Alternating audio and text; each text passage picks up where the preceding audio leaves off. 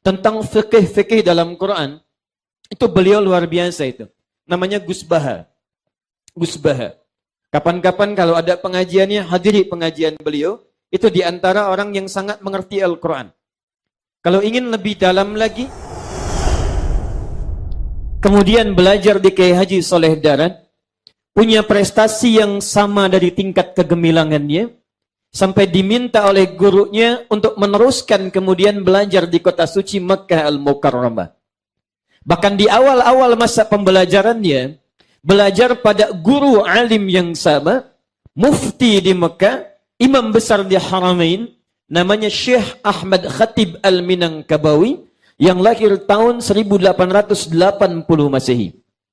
Sepulang dari sana, Kiai Haji Muhammad Darwish kemudian diberikan julukan nama baru dengan nama Kiai Haji Ahmad Dahlan bin Kiai Haji Abu Bakar bin Kiai Ilyas bin Kiai Sulaiman bin Demang Jurang Juru Kapindo bin Demang Jurang Juru Sapisan bin Kiai Gerbek bin Maulana Ishaq.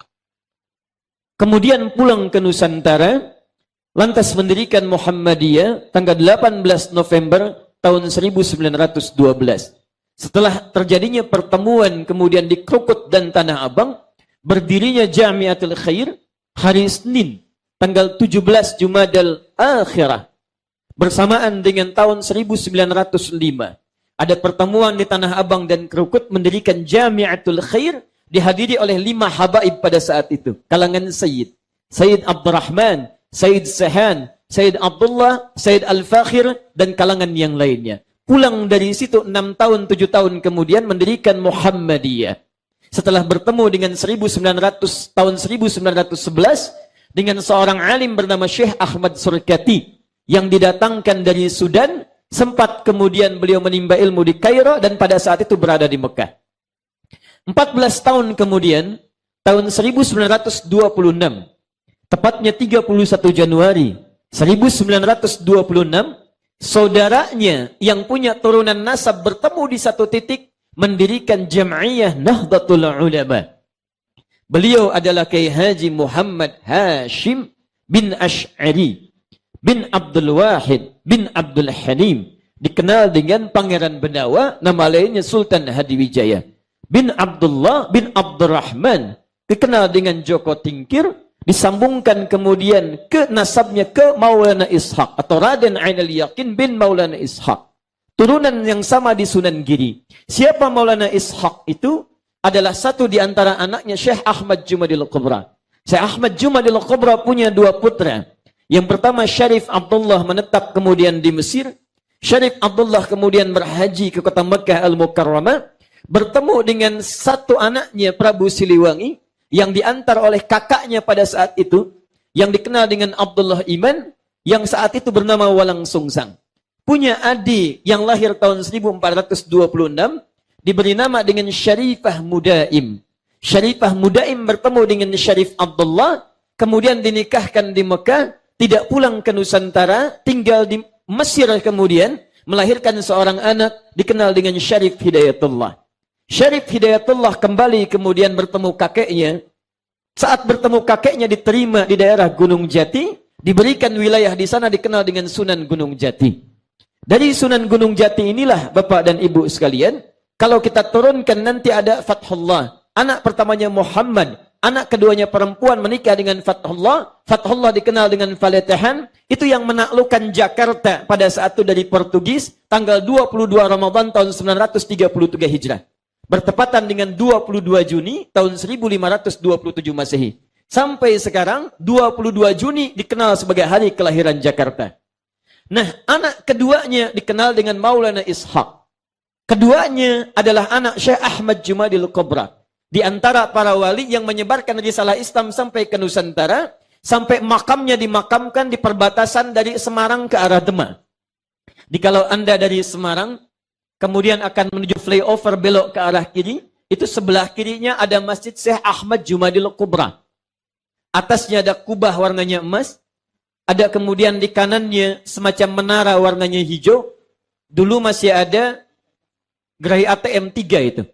CMB Niaga, ada BNI, ada BRI. Sekarang sudah tidak ada.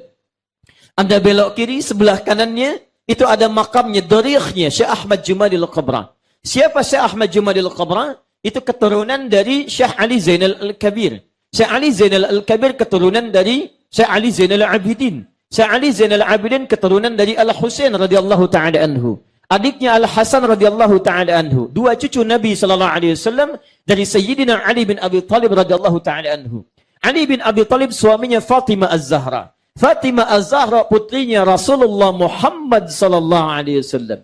Bin Abdullah bin Abdul Muttalib bin Hashim bin Abdul Manaf bin Qusay bin Murrah bin Kilab bin Ka'ab bin Ghalib bin Fihr bin Malik bin Nadar bin Kinana bin Khuzaimah bin Mudrika bin Ilyas alaihi salam bin Nizar bin Mudar bin Ma'ad bin Adnan bin Addi bin Adri bin Muqawwam bin Nahur bin Tarikh bin Ya'rub bin Yasjub bin Nabit bin Ismail alaihi salam bin Ibrahim alaihi salam bin Azar atau bin Nahur bin Abir bin Kinan bin Arfakhshad bin Sam bin Nuh alaihi salam bin Mihlail bin Matushara bin Kinan bin Anwas bin Thith bin Adam alaihi salam. Jadi R.A. Kartini satu santriwati dari guru yang sama dengan Kiai Haji Hashim Asy'ari, pendiri Nahdlatul Ulama yang bersaudara dengan pendiri Muhammadiyah Kiai Haji Ahmad Dahlan. Jadi ingin saya sampaikan, NU Muhammadiyah itu bersaudara. Dua gurunya sama, dipersatukan oleh guru yang sama, diturunkan dengan misi jam'iyah yang sama, sekalipun sedikit-sedikit berbeda dalam amalan, bukan perbedaan yang sifatnya itu adalah perbedaan-perbedaan pokok. Hanya pilihan-pilihan yang bisa dipilih dengan dalil-dalil yang sudah kuat dan ada sebelumnya. Yang kunut ada dalilnya. Yang tidak kunut pun ada dalilnya. Yang tidak ada dalilnya, yang tidak sholat subuh. Yang bismillah disirkan, ada dalilnya. Yang bismillah dijaharkan, ada dalilnya. 70 hadis tentang bismillah. Bahkan ada dua lagi. Yang tidak pakai bismillah pun ada. Bahkan bismillah rakaat pertama dijaharkan, selanjutnya tidak ada. Yang salah, yang tidak sholat. Itu yang tidak ada dalilnya. Jadi kalau ada yang mempertemukan NU dan Muhammadiyah, kemudian memperselisihkan itu yang tidak kenal sejarah. Itu yang tidak kenal persaudaraan. Jadi saya bermohon pada Allah Subhanahu wa taala, semoga persaudaraan kita seluruhnya dikekalkan oleh Allah dan bergandengan menuju surga insyaallah. Takbir. Tayyib. Dari situ menyebar, memunculkan banyak santri, termasuk dari Rembang ini, Masya Allah, dari Sarang, ada Syekhuna Kiai Haji Maimun Zubair. Dekat sini di Lete, ada Gusmus, Kiai Haji Mustafa Bisri. Di antara menantunya ada Mas'ulil Absar. Di antara tantenya ada Siti Mardiyah. Mardiyah tinggal di Pati. Di Pati itu ada Kiai Haji Sahal Mahfud. Kiai Haji Sahal Mahfud punya di antara saudaranya itu Kiai Haji Abdul Qayyum. Dikenal dengan Gus Qayyum. Di antara muridnya Gus Qayyum itu ada Bapak Muhari.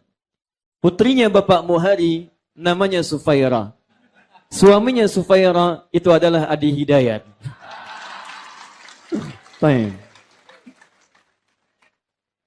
Jadi kalau kita urutkan nasabnya lagi, insya Allah saya pun bersaudara dengan Bapak Ibu sekalian di sini.